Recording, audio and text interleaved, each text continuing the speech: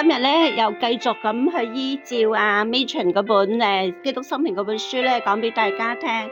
今次係講一個星期之後，佢再次向門徒同埋多馬顯現。咁主要經文咧係約翰福音20章24至29節，主題金句咧就係不要疑惑，總要信。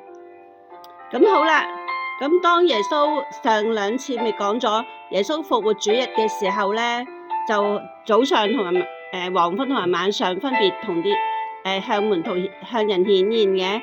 咁喺晚上顯現嘅時候咧，多馬係缺席嘅。咁其他門徒咧就講俾佢聽喎，哎呀，主復活咗啦！咁但係當時嘅多馬咧係唔會相信嘅，同埋揚言咧係會要自己親眼見到、親手摸到耶穌即係受傷嘅釘痕同埋肋旁，佢先相信啊！咁好啦，神好愛佢啊！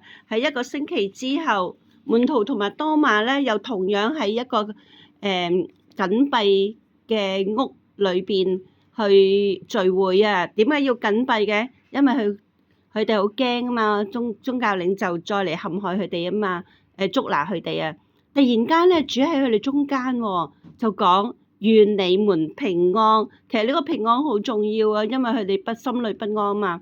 咁就邀請多馬咧進行探手喺佢個主釘痕同埋手個釘痕同埋肋旁嗰個傷口裏邊啊，做一個實證啊。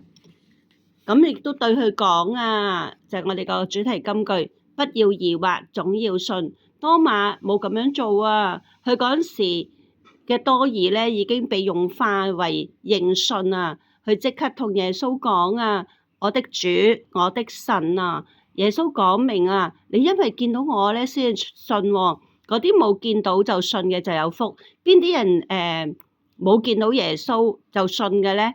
就係我哋咯，我哋都冇親眼見到耶穌。